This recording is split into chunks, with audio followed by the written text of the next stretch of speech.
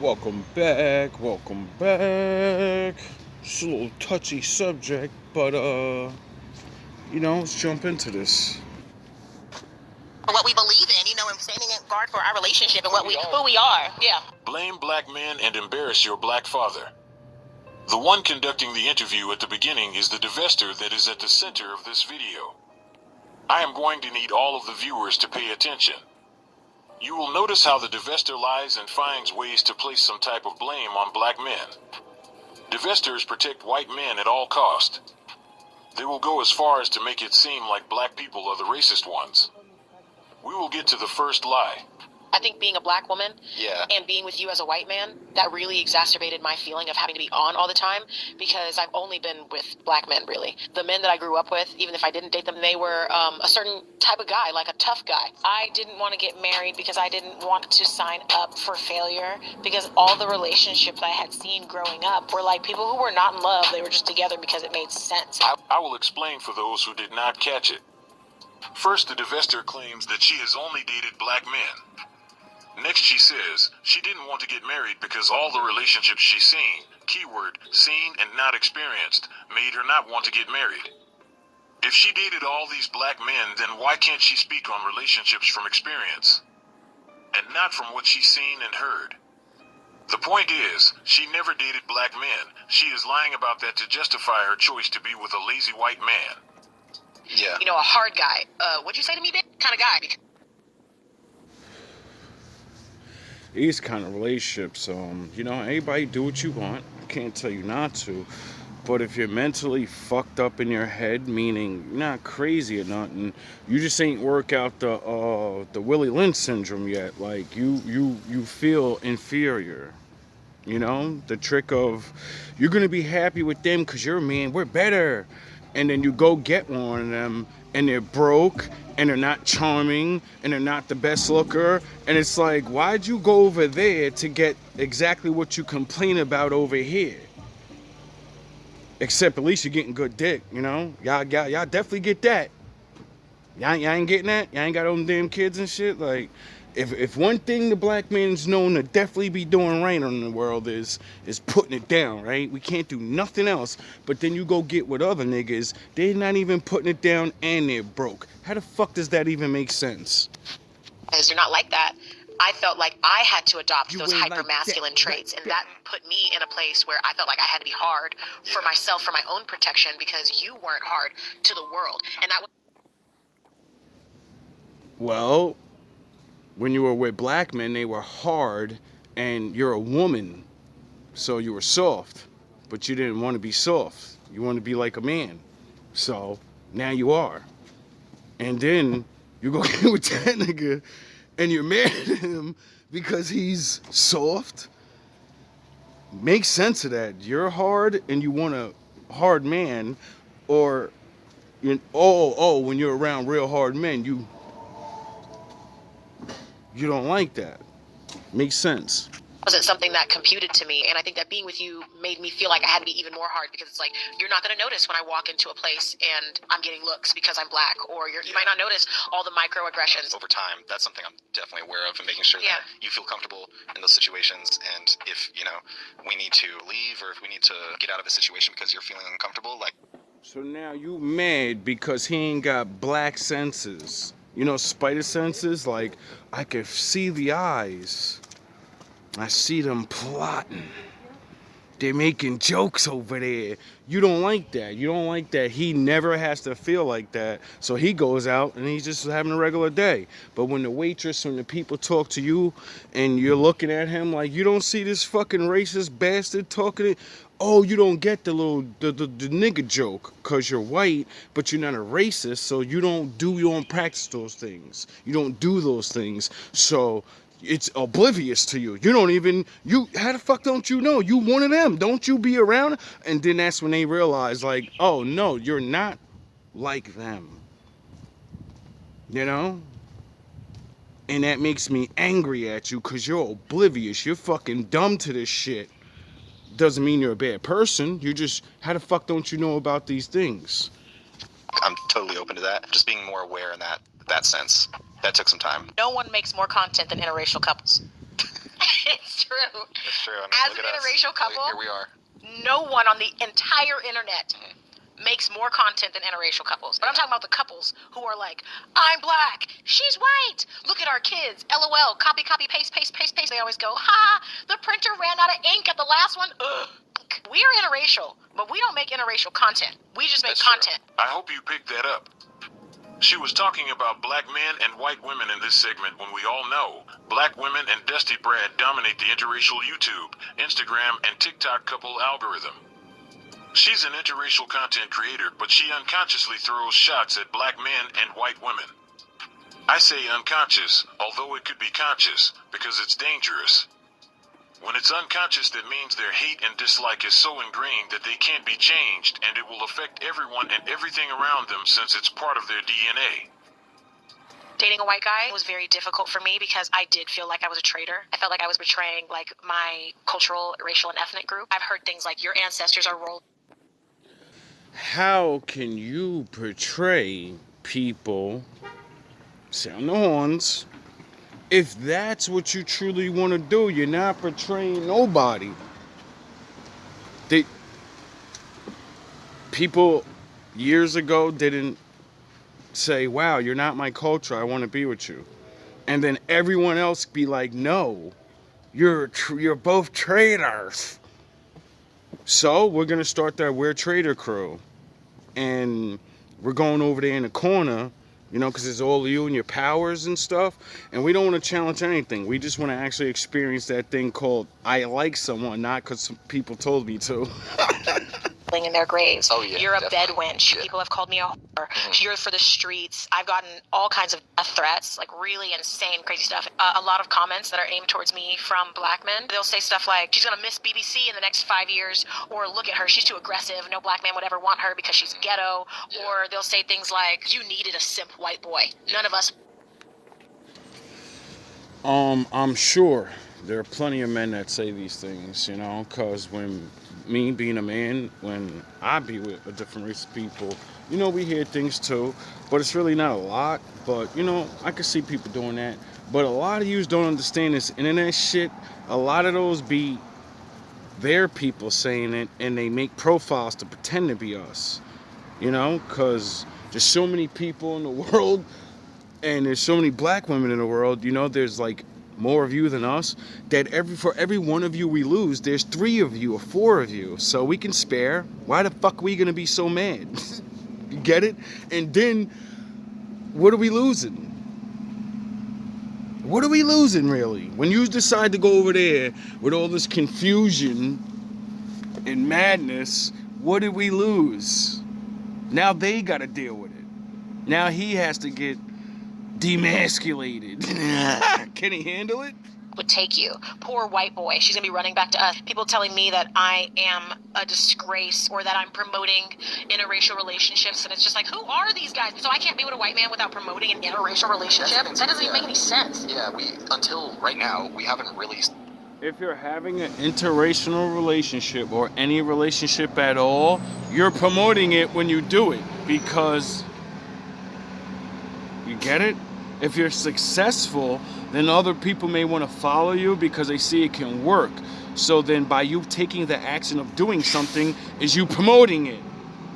Why don't people, oh yeah, because then it comes with ownership. It comes with other people watching you and judging and saying, okay, lead the way. Sat down and talked about it. How does she know that all the comments she gets are from black men? She just assumes it's all black men, and most of what she said isn't how black men speak. Why would black men need to mention BBC? Also notice how she acts like black men see her dating a white guy as some great big loss to the black community. That's the narcissism showing from the divester. She thinks that her being with a white man makes black men jealous. All of a sudden, in the divester's mind, the minute they get with a white man, they become automatic 10s. Let's move on to her embarrassing her black father. The white man would never embarrass his white father. Why not bring him on the podcast? The white man knows better, but again, the divester has to make black men look bad in order to protect her bum bread.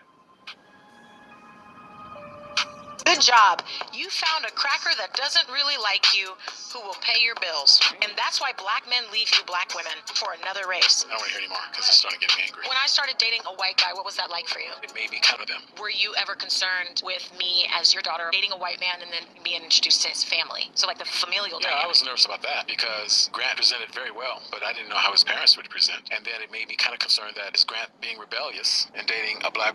I wonder why your father, the older man that lived in a day where, I wonder what if he's just want to make sure I wonder if his parents, I wonder if they're still racist, because I'm not beat and I'm not going to act like there aren't white people that are still racist. And, their children are stopping it. They're starting to change, but it's the influence. It doesn't matter that they can't control him. He can go and be, but can he take the insults all the time? Because that's what they're gonna do. Can they take? Can he deal with the pressure? So it comes with problems automatically. Just like the black father has to accept him, the white parents gotta accept you, and all the stereotypes that we put on each other, both parents will be worried about. Woman, if his family were very conservative, maybe he's acting out some level of rebellion. After observing him for a while, I realized that's not the case. Wow. And there's a difference between dating a black for token purposes and dating out of rebellion. I'm going to show you, Mom and Dad. I'm going to go get me with a person of color. So, yeah. See, black men understand that, and we don't give a fuck. Black women don't get that yet. You're waking up to the fact that you're just there to get fucked it. That's it. White girls do it to us all the time. Get it? They get us when we're young, because you're corny. They get the good ones, while you run around with Duggo and fucking Captain whatever, and then, they get the, what you want at a young age. Someone to actually fucking love you. And then, as we get older, they see the world and what it really is. They're not gonna let your black ass up. So I gotta make sure I either go get with a better version of you that they did let up, or I gotta go get one of my white boys that are just, they're up. So it's not that I don't love you, it's just that this financial thing, I like to live a certain way, and I'm not young anymore, and just having dick's not good enough. We learn that the hard way, just like yous do. But yous have waited until you're fucking 30, 40, just to learn a lesson you're supposed to learn a long time ago. Yeah, I was concerned, only because generationally, you still have people with residual opinions related to that. I love them. I love black people. Some people just want to have sex with you because you're exotic. Their parents are still a little racist, and they're not really. But they're not going to get with you just because they want to get with you. They want to make their parents mad, and they know that's what'll get them really fucking mad. As long as they don't date my daughter or my son doesn't date one of them. The perception has gotten better for sure. That a level of acceptance has increased. To answer your question succinctly, I was concerned about Grant's parents. The further proximity you have from whiteness, the more you get judged for being with a white person. It has been hard dating interracially. Why? Well, multiple reasons. I think it's been difficult for Grant and I to date interracially is because I am phenotypically 100% unmistakably black, and I'm dark skinned. And the further proximity you have from whiteness, the more you get judged for being with a white person. And so that was really difficult for me. And I think when I first started dating Grant, I was worried about the public perception of dating a white guy. I was super, super nervous. You know what the Bible says about your relationship with anybody? It's you and them, and fuck what the world says. Because you love each other, so other people's opinions don't matter. Because don't y'all treat each other good? Are the stereotypes true? Are what they saying is true and that's why you're getting mad? Or it's not true and you're like, oh, keep talking. I'm happy over here. Who cares what you say? I'm actually happy with this guy. Or is these things they saying are actually true and it gets into your psyche and you want a motherfucker to come beat that pussy up? And this weak ass nigga's not. Like, because he's not trained like that. He's not built like that. Because I didn't want people to think that I was dating a white guy because I hated myself as a black person. Based on the racialized experiences that you might have had growing up, was it difficult to have your daughter date a white man later? Not really. I think the only condition that I had was that you chose him because you had options as opposed to being with him out of necessity or out of, it's the best I can do. I always felt that you chose him as opposed to him doing you a favor and choosing you because you can't get nobody else. You could get any man, black, white, or other, but you chose him. You had multiple, endless choices. And you chose a black, fat, white guy. He ain't sloppy or nothing. He's look like he take care of himself. So I keep telling y'all other dudes that are like, a little heavy, lose a little weight, learn how to wear clothes, and have a personality. This guy lost a little weight. He's not, he has a decent little look, but he has no personality. You can tell he's a pussy ass nigga. So he still got it. But what happened? He got one that just,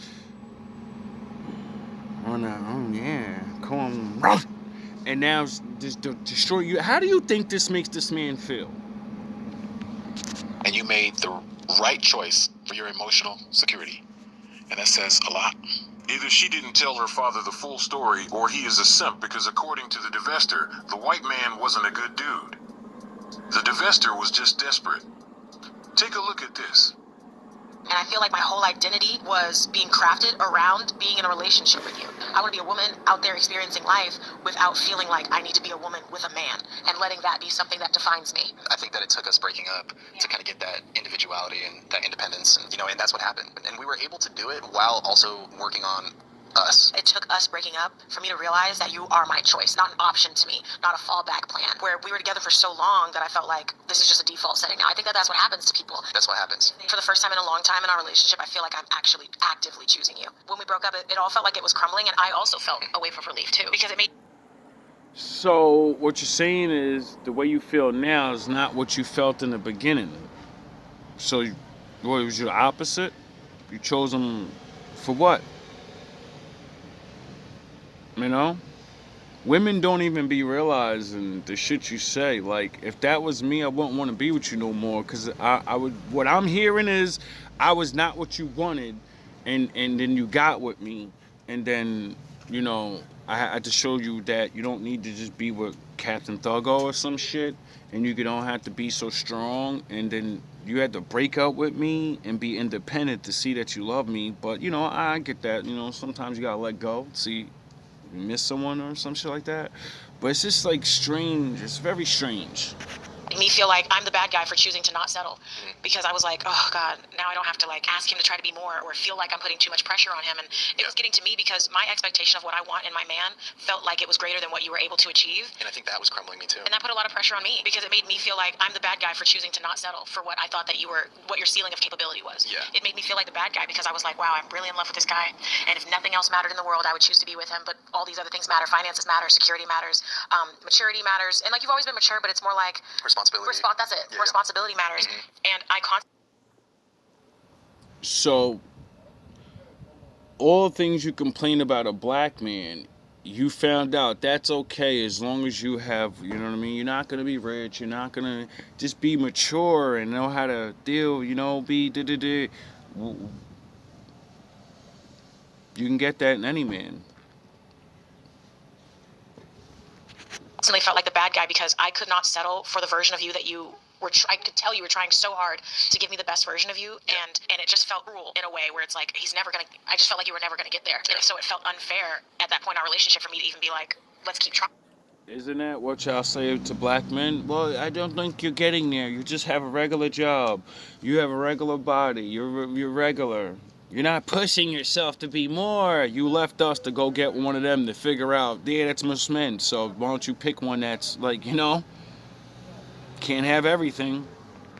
Fine. Okay, so this is actually such a great question. What was the relationship not getting that it needed from us before? And I would say that a lot of the resentment that I harbored in our relationship, I just could not move past. And I think that the breakup is what we needed, like I said in the video, to wipe the slate clean, because it made me realize, if I'm going to proceed with Grant in this way, then it's not fair for us to break up. I was so done, y'all. It wasn't like a cute little breakup where, oh my God, we're probably going to get back together. No, I was really done for real. I thought it was over. I was looking at apartments for him to move out. It was serious. And what I realized that once we started figuring things out and really talking to it and digging ourselves out of our dark hole, of our relationship trauma, I I realized, like, if I'm going to be with him again, it's not fair for me to choose him again, but then also choose to harbor all the things that made me mad in the past. Like, it has to be one or the other. I have to choose him fully moving forward, or I don't. Period. And I think that Grant and I got together when we were both kind of like young-ish, so I was like learning about myself in our early 20s, and he was learning about himself. So a lot of the things that were issues for me in our relationship was really just the fact that we got together so young that we're both growing up parallel to each other, but we weren't growing at the same rate. So I was already here when we got together, and he was like here, for example, and that made it really difficult to create a sustainable relationship. But after getting back together, I realized that, like, I needed to give him more grace, which I really hate to say because that was something he always asked me for in our relationship. I'm like, I give you grace and you don't step up. But that's what black men ask for. I did need to understand him more, and I needed to make it so that he wasn't afraid to tell me things. That was really the big issue. And like with our relationship, there's so many things at the breakup point where everything was just crashing down around us, and it was happening because he felt like he could not be honest with me about what he was going through financially and mentally and career-wise. And I had a lot of empathy for that because I can't imagine being a person where you have to hold it all together and not let your partner know what you're feeling, and then it all crumbles down around you, and you're like, this is why I didn't want to tell you because I knew what... That's what black men complain about. End up this way, you know.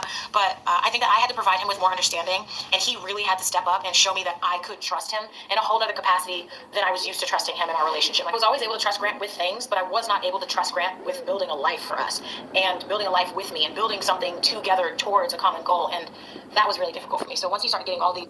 Isn't that what y'all say about black men? So it's really strange. It's all the same complaints, all the same reality, but you look at me like I ain't shit though, but this ugly ass version ass nigga, like what the fuck's the difference? What's the difference? Except the bum black, the same black guy that you're describing and this white guy, we look better than him, we fuck better than him. So what are you really getting?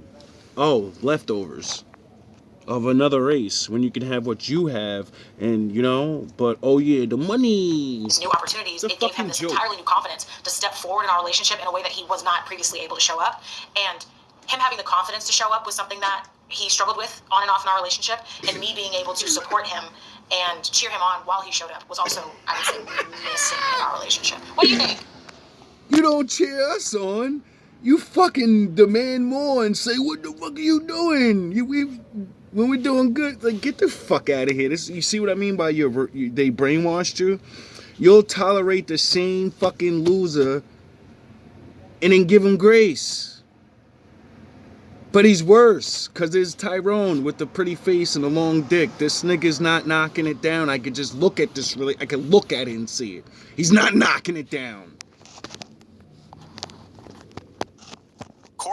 I realized, like, if I'm going to be with him again...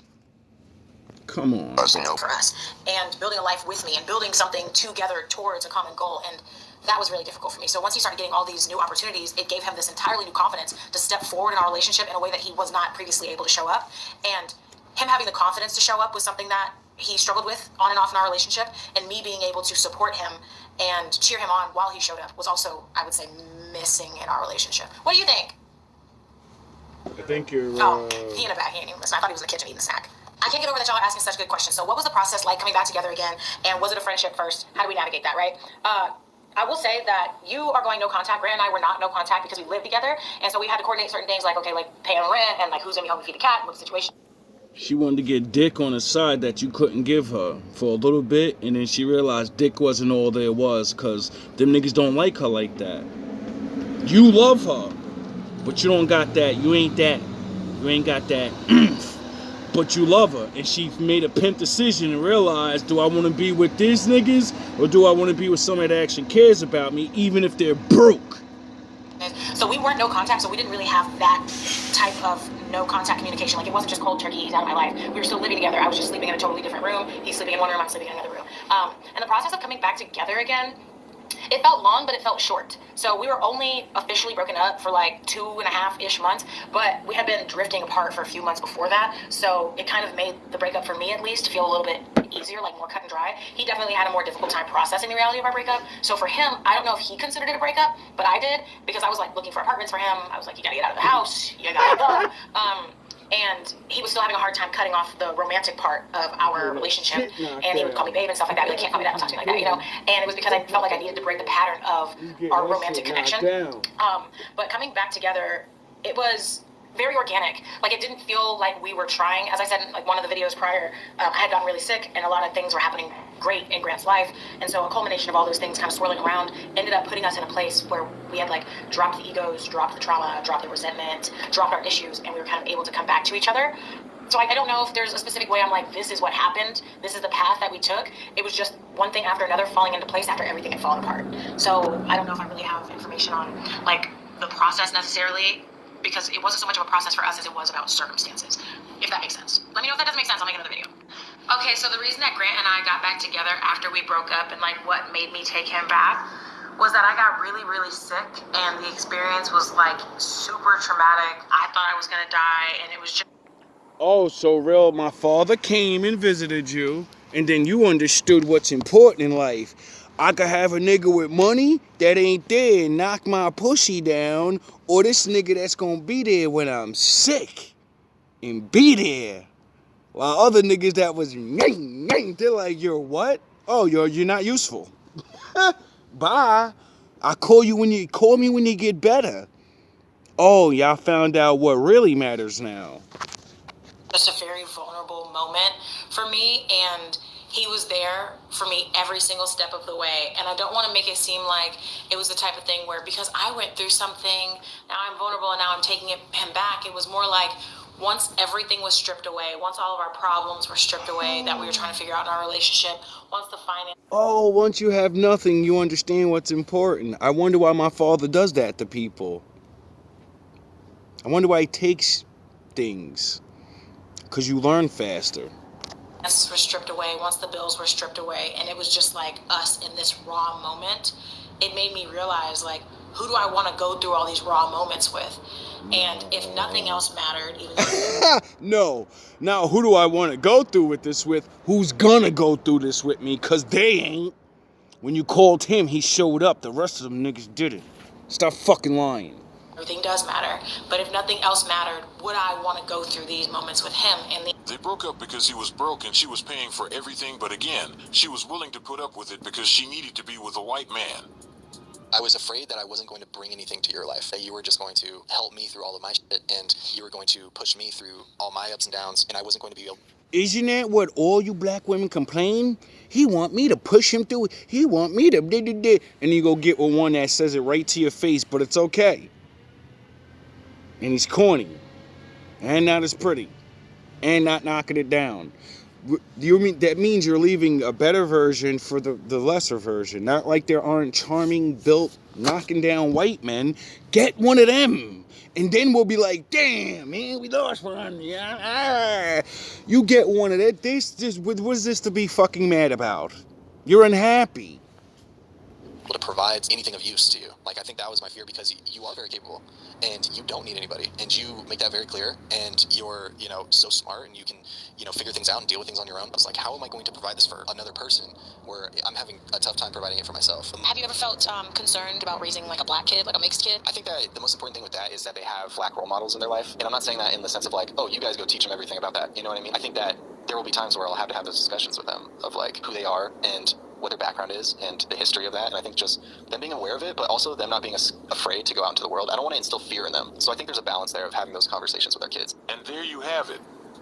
This divester tried to be slick by saying a black kid, then a mixed kid. Why would her mixed kid with a white father need black role models? See the contradiction. Early on, she said black men were... Why would a black son need a black role model? Sound the horns, because he's black. And they're gonna treat you black. And if that white man don't tell this nigga the rules, the real rules, that kid's finished. He gonna walk around like he's not a nigga. And when he starts getting treated like one, he's gonna cry and he's gonna understand. And then daddy can't explain it to him without looking like the enemy.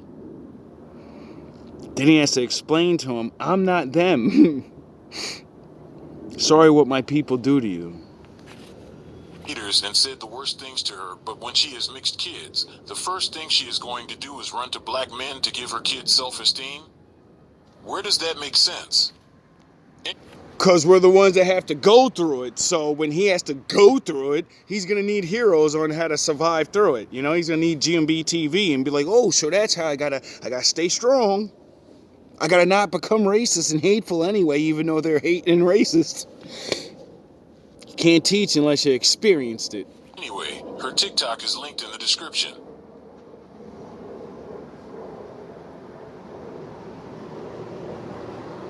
I mean, seriously.